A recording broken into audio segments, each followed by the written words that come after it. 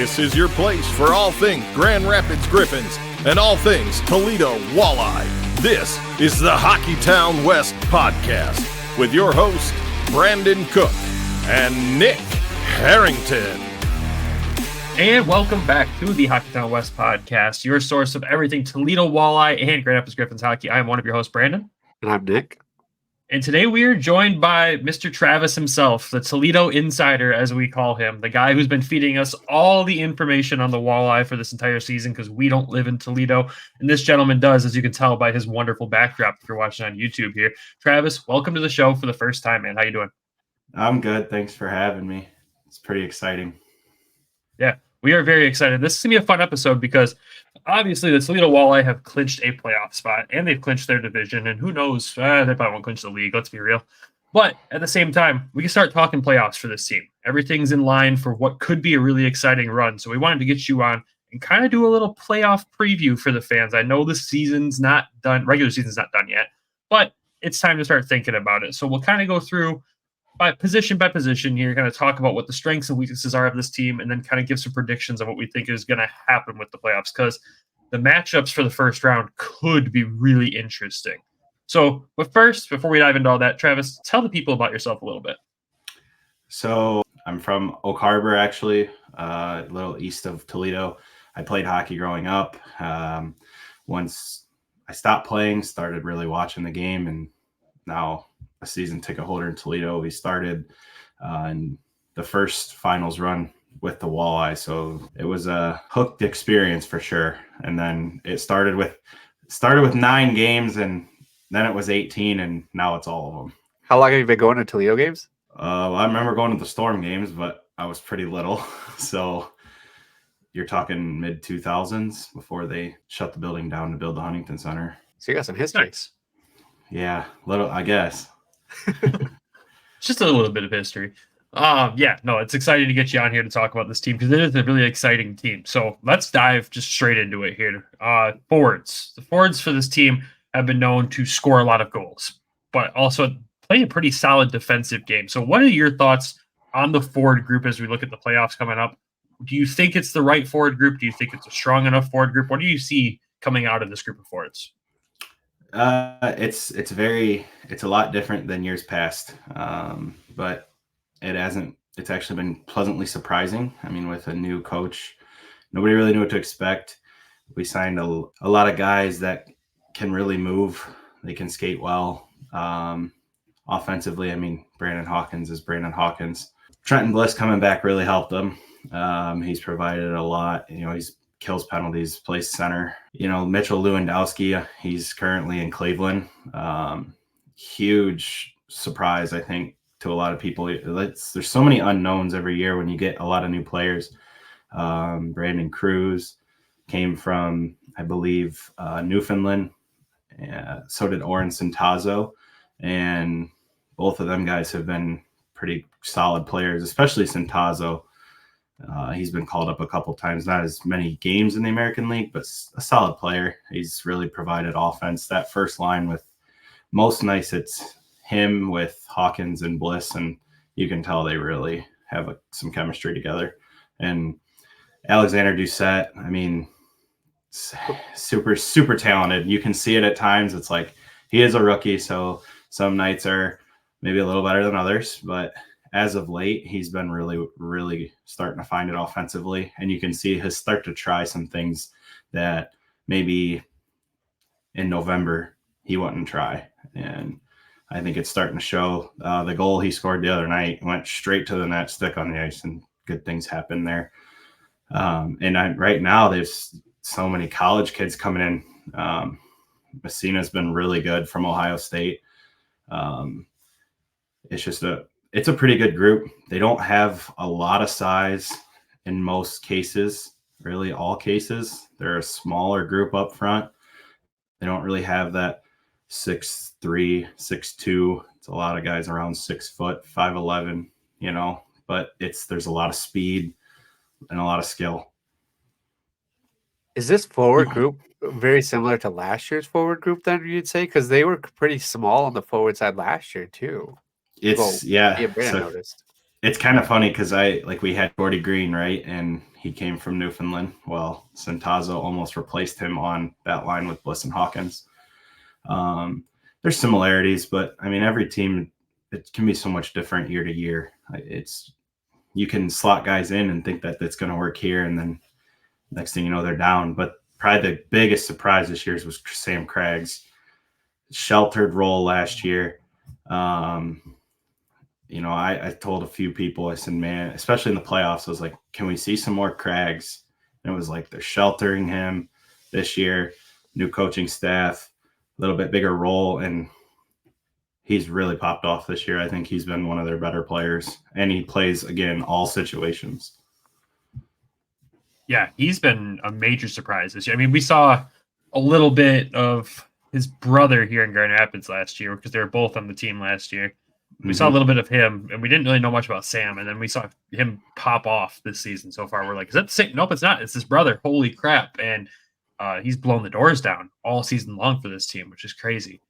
But the thing that I think a lot of Red Wings fans are going to want to hear about, obviously, is Doucette. So obviously, we've seen what he can do. He's starting to really put it together. What do you think is like his strongest part of his tool set that he has right now? It's hard to say some nights, because some nights he does some things that are just like, oh, wow. And then there's some nights where it's like, okay, didn't really see that coming. Like, he's a playmaker, man. He can really control the puck when he wants to control the puck. I mean, if you give him time and space, it's very, you can see why he was such a dominant junior player. And like, I remember when the season started during training camp, I was talking to a couple friends down here, and I was like, man, we might get Doucette. I was like, he's a 100-point player last year in junior. I was like, the skill's there. Like, I don't know what the translate's going to be, but we'll see. And I was like, at the preseason game, I remember I was like, they went to a shootout. I'm like, man, let the kids shoot. Like, let these young guys go. And they're trotting out like all the older, like the veterans of the group. And they bring in Doucette, and his stick breaks on the penalty shot in the shootout. And I was just like, oh no. Oh man. But it's just like there, you can see some nights it's just he's starting to find his rhythm, I think, and that's really helped him a lot. And when he was playing with Sawchuk before his call up, they were really finding some chemistry for sure. Yeah, Sawchuk's been an interesting one to have down there this season because obviously he spent the majority of his time here in Grand Rapids last year on a really, really bad Griffins team. So we really didn't know what we had of this player when you put him around other skilled players, and to see what he's been able to do in Toledo this year has really impressed me. And then obviously just called up this past weekend and scores a goal on his first breakaway chance in the game. Like, no one saw that coming.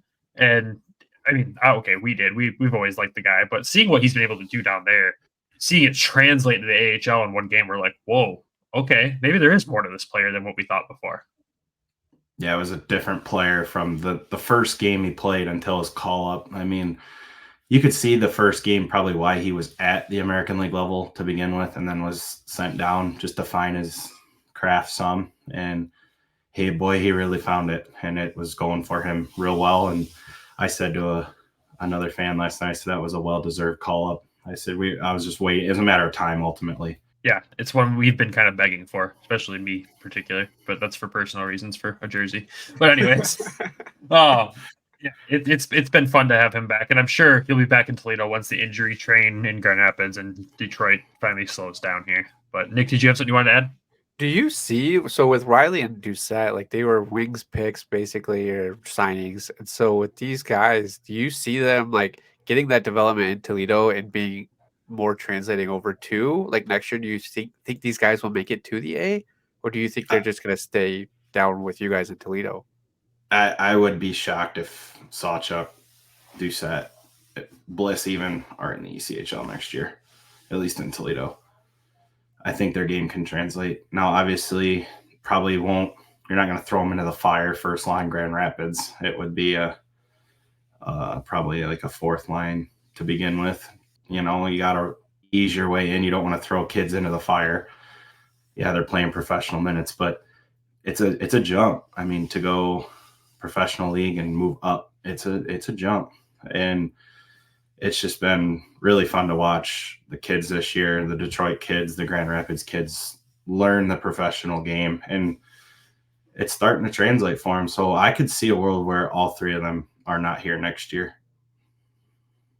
it's weird to me because like we've seen Bliss up here plenty between last season and this season. Even obviously he didn't play much this season with us, but it doesn't ever seem to fully translate for him, and I don't understand why.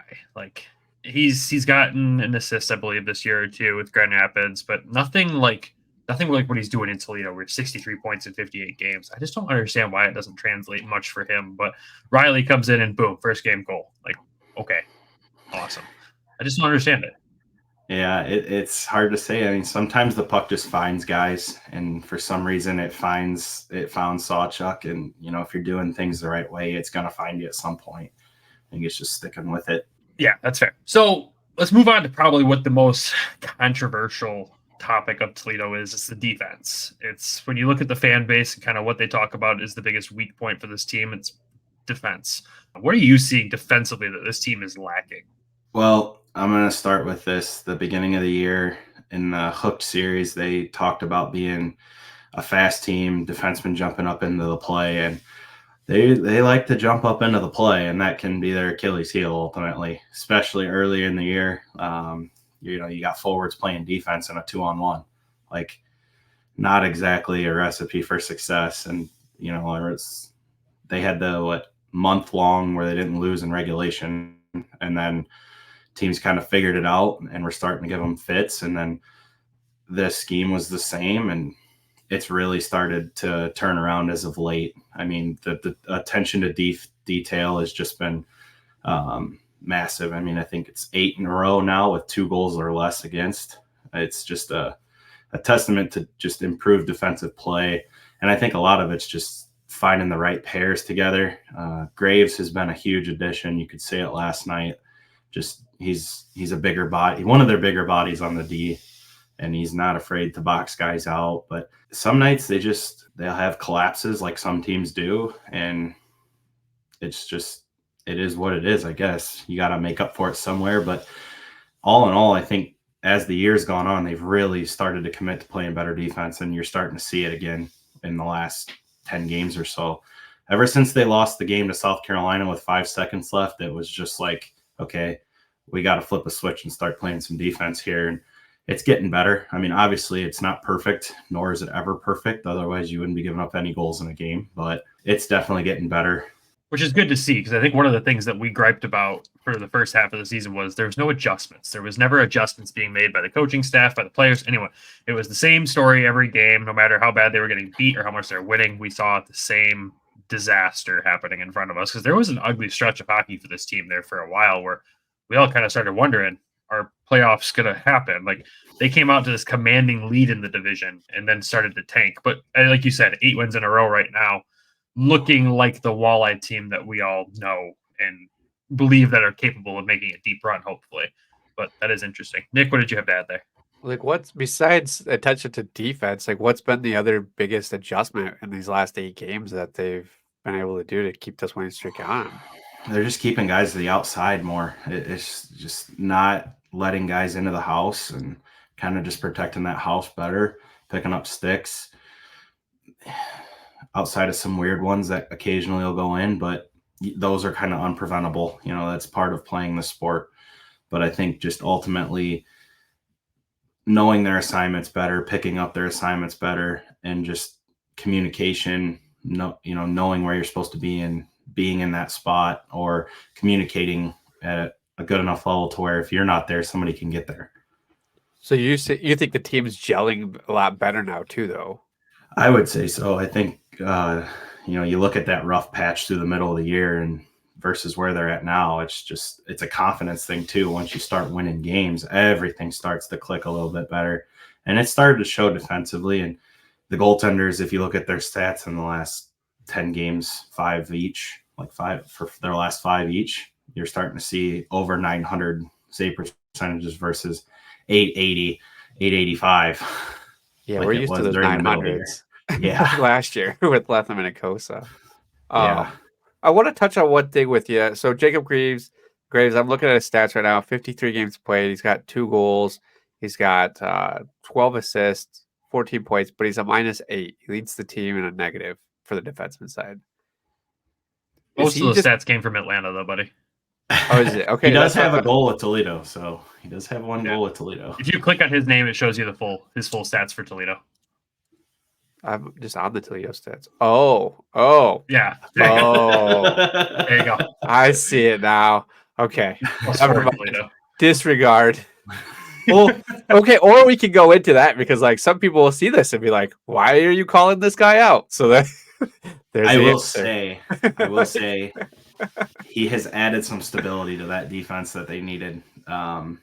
He's kind of like, you're not going to push our guys around when I'm on the ice. And like I said, he's one of them guys that'll box guys out and he'll be in their face. I mean, it's not like he's a good defensive defenseman.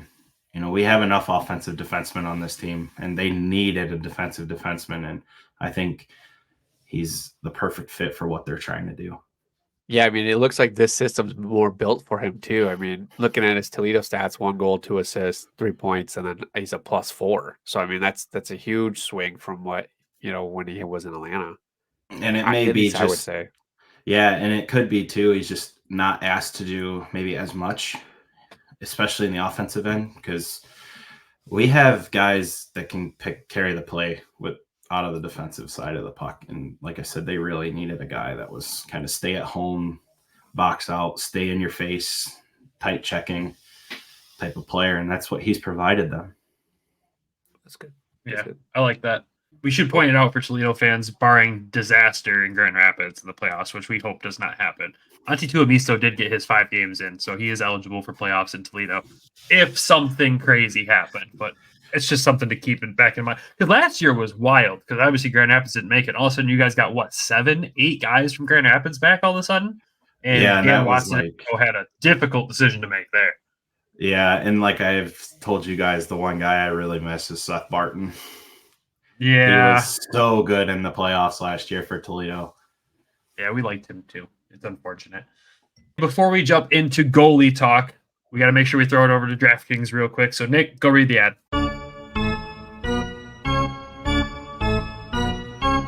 We know hockey games move fast, but with DraftKings Sportsbook, an official sports betting partner of the NHL, you can score faster than anything happening on the ice. This week, new customers can bet $5 to get $200 instantly in bonus bets. With Patrick Kane, Alex DeBrincat all back and ready from the All-Star game, you've got good choices to make bets on them. Download the DraftKings Sportsbook app now. Use code THPN. New customers can bet $5 to get $200 instantly in bonus bets. Only on DraftKings Sportsbook, an official sports betting partner of Super Bowl 58 with code THPN. The crowd is yours. Call 1-800-GAMBLER or visit www.1800gambler.net. In New York, call 877-8-HOPE-NY or text HOPE-NY 467369. In Connecticut, help know for problem gambling, call 888-789-7777 or visit ccpg.org. Please play responsibly. On behalf of Will Casino and Resort in Kansas, 21 plus, age varies by jurisdiction, void in Ontario. Bonus bets expire 168 hours after issuance. cdkng.com/football for eligibility and deposit restrictions, terms, and responsible gaming resources.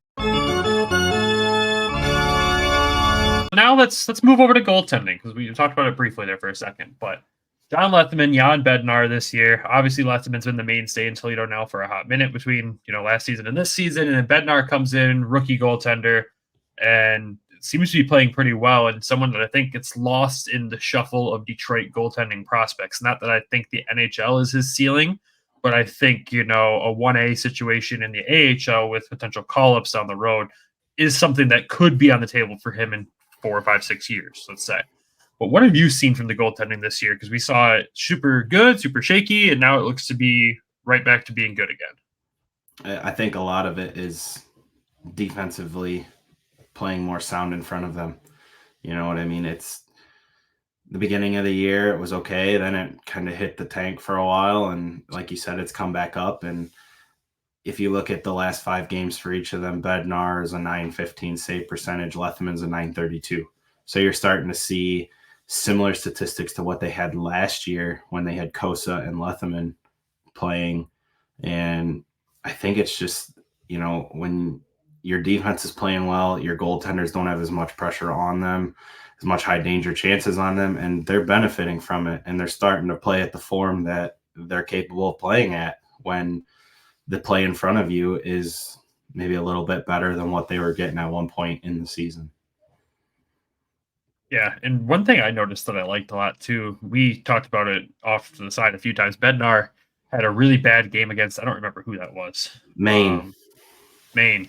A Yeah. really ugly game, and then bounced back his next start. I believe got a shutout. Mm-hmm. Then I think the next game after that, his only goal that was allowed in was one that awkwardly bounced off of him from a teammate. That should have been a shutout too. That was a bad play. He came out for the next game and got a shutout after that, though. Like his ability to bounce back is something that's really, really nice to see. Because with a young goaltender, you have a bad game, it can really throw you off and rattle you for quite a while. But to be able to bounce back like that and have just consistent good games ever since then, really, is something you like to see. Absolutely. I mean, and the growth from the beginning of the year to now, he looks a lot better. You know, even similar to Kosa last year. Now, granted, he didn't go on the 10-game heater Kosa went on last year, but statistically, however, he's playing very well. I think he's starting to see that the game's slowing down a little bit for him, and he's playing well. Yeah. I just like to see that Kosa graduated from 10-game heaters to 18-game heaters now. Right. Nick, what'd you have to add on goalies there, buddy? Nothing really. I don't really have anything to add on it. I mean, it's something. I guess the one point I could add is, do you foresee us using, like the Detroit Red Wings using Toledo more of a development spot now after what we saw with Kosa, of having, Jan there this year to back up? Do you think our next goalie prospect, Carter Geilander, right, who's here with us now, do you foresee him stepping into Toledo next year? It's definitely possible. They've started to, especially in goaltenders, really started to bring in the prospects. I think last year was the perfect scenario for Kosa, but for Geilander coming out of college, it's a jump, like I said before. And even Kosa said the jump from the Western League to the ECHL was a big jump. He said it multiple times last year. And Geilander, yeah, for sure. I could see a world where he's there. I'm not going to make this comparison too crazy, but even Augustine, when he makes the jump to pro, that's a potential for a first-year pro, if not Grand Rapids for him too. But for Geilander, I could absolutely see it. Yeah, makes sense to me. Be interested to see, get a glimpse of him at some point. I mean, I don't think we will in Grand Rapids, but I'd like to see what he brings to the table at that level. So it'll be something to see. He's a very big goaltender, and he carried Colgate to the playoffs, the tournament last year. And yeah, and he had some. They didn't obviously make the tournament this year, but he still had an impressive year there this year. For sure. Just the rest of the team around him wasn't as impressive as they were last year. So with that, though, get the final thoughts here. I want a little playoff predictions because the matchup is not set yet, obviously. It could be between who again? So right now, it could be anybody of Wheeling, Kalamazoo, or Fort Wayne. And if you break down their records against them teams, it's a very interesting layout because Kalamazoo, they were 4-7-2. 7-1 against Indy and 9-2 against Fort Wayne with 2 remaining, and they are 2-1-1 against Wheeling with 1 remaining against them. So 3 pretty good, 1 not good. Kalamazoo. But and like I told you guys the other day, we struggled with Wheeling the year we went to the finals and lost to Florida, and we played them in the second round, and people were freaking out in 4 games, and it was over. So we'll see, I guess. It could be a very interesting matchup. Yeah, I don't want to see him play Kalamazoo. Selfishly, I do because the drive to see some of the games would be a lot shorter. But at the same time, I really don't want to see them play them. Why? But why do you think they should? Because if we want to be the best, we have to beat the best. That's what I remember on the last episode you said. With You're correct. 100%. But I also said I don't want Grand Rapids in a best of 3 play-in series. So, there's being the best, and there's also let's get past the first round and see what happens, okay? Yeah, it's going to be interesting. Yeah. That brings me to the next question. Travis, what's your prediction for this Toledo Walleye team in the playoffs? Oh boy. Wish we knew who they were playing first round, to be honest. Like, do you think this team is built for a deep run? I guess that's probably with how they're playing now. Absolutely. I mean, you could see them going on a run. I mean, it's kind of become cup or bust scenario, and the players have made that evidently clear. So I don't know. We'll see. They don't have a lot of veterans on this team, which kind of scares me a little bit. But at the same time, sometimes youth can do a wonderful thing. So I don't know. I'm saying probably at least the conference finals, maybe. Okay. Nick? I'm going to say we get matched up with Kalamazoo first round, and we're out first round.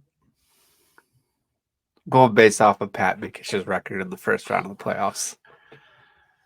Okay. What do you got them for, Brandon? I'm going to go, you know what? I'm going to be Mr. Positive here. They're going to win it.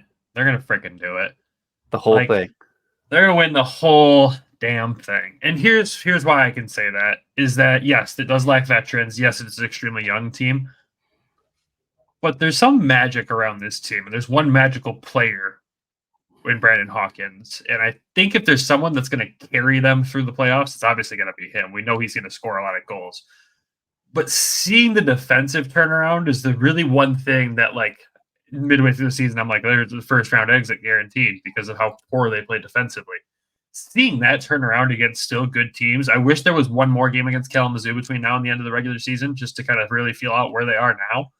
But I think they could do it. And if it takes getting past them first round to do it, it's going to be a 7-game series, guaranteed, almost. But at the same time, they could do it. There have been some pretty good series against Kalamazoo in recent years, too. Not too far and back. The fans that traveled to both of those games are just wild and fun. So it's going to be a psychotic environment either way. And I'm here for that. Like, that's what I want. That's going to be the better playoff environment than anything else around here right now. Yeah, it's crazy to see the fact that they are 20-plus points ahead of Kalamazoo, and just that's the thorn in their side this year. Yeah. I know Nick gave you that crazy look when I said it's going to be the craziest playoff environment. Nick, you've never been to AHL playoffs. It's not crazy until the final round, buddy. I have. I went to one game. I don't remember where or when. Like, what game of the series it was or what round, so I have no idea. But the scheduling is not fan favorable to get a wild and crazy environment. And the scheduling doesn't matter in Toledo for a wild and crazy environment. We saw that last season in the playoffs. It didn't matter what day of the week those games were on. That's fair. It's crazy. It's 8,000 every single night in the playoffs. And I remember, I think it was either last year or the year before. I think it was 2 years ago against Cincy. There was a "We Want 10" chant. I think the final was 9-2 in the game we knocked them out in, and the fans were chanting "We Want 10." So, yeah, it was something. Did you say that like the combined like attendance in Cincy didn't even match like one night in Toledo? Yeah, it was crazy. Like we went to the 2 games down there last year, and in the playoffs, it was like you're sitting in a 15,000 seat arena, and it's like, man, there might be 3,000, 4,000 people here. And then you go back to the Toledo Center the Huntington Center, and you can't walk on the concourse, and they're 3 rows deep in standing room. It's like, oh my goodness. Big difference there. And I remember being in Cincy, or those games in Cincy last year were heavily Walleye fans. Like, yeah. It was wild to us watching on TV. We're like, what? You could see them all around the glass, and you're like, it looks like a Toledo home game in Cincy. This is pretty sad. Yeah, they were promoting like $2 dog nights and $1 beer nights, and it was still only a few thousand people. And it's like, my God, if we did this in Toledo, I can't even imagine what it would be like in there. Be lines around the street 2 days before, guaranteed. Yeah. Guaranteed. I saw the pictures of the lines for Saturday night's game and was just like, oh my God. It's insane. Grand Rapids. I can only imagine one day. when they do the bobbleheads, it's crazy. It's 7 o'clock in the morning. People are sitting in the tunnel over, was it Jefferson? Just hanging out, waiting for a bobblehead. It's insane. I love it. Anything else, Travis, that you want to add as we talk this playoff preview for the Walleye? Anything else you want to add to this? Not really. I mean, I think we're all excited. We're kind of into that point of the year where, okay, we clinched the division. We're not going to win the league this year for the regular season. And you're kind of just sitting and waiting to see who you're going to play. And it's like, man, it's like, can we just start the playoffs now? And it's like, well, these games do matter. If they do finish second and Kansas City were to get knocked off in the first 2 rounds, then you got home ice pretty much the whole way. Because I don't know if anybody in the East is going to catch Toledo. So they still could end up with home ice all the way if Kansas City were to get knocked out, which Kansas City's in first and Idaho is in third in the West. We're in second. And they would have to meet in the second round. So they didn't have home ice against Idaho last year, right? No, I don't believe so. That's what I thought. Okay. So I know like a lot happened with that. Yeah, and a lot happened with that where we don't talk about that. That was very infuriating for the fans, let alone the players. Yeah. Well, cool. With that, Nick, do you want to add anything else to this Toledo playoff preview? No, go Walleye. I'm excited. Like, I'm hoping they make it out of the first round because I want to go to a game, and based off my crazy schedule, we were looking at it, trying to figure out a time and a way to get down there. So, yeah, I'm excited. I want to experience that playoff hockey. I want to experience it down in Toledo, since we didn't get to a game this year. So it's madness. I really hope it can work out for you guys to come down. Somebody sent us tickets. And if you're my boss, you're not listening to this one.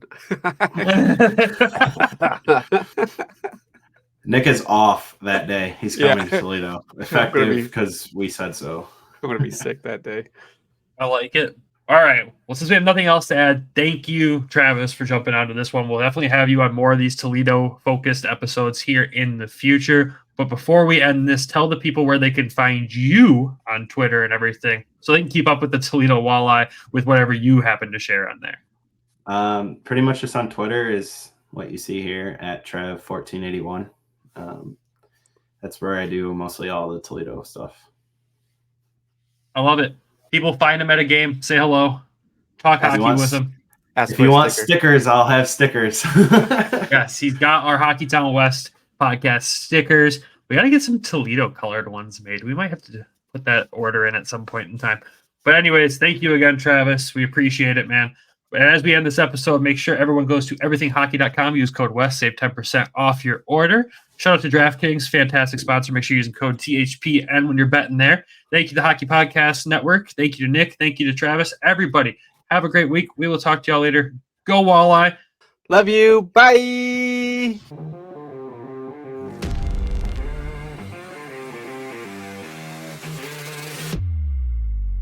Thank you for tuning in to the Hockeytown West Podcast. Be sure to check us out on Twitter at HockeytownWPod and your host, Nick at GR Hockey Guy and Brandon at BrandonGR Hockey.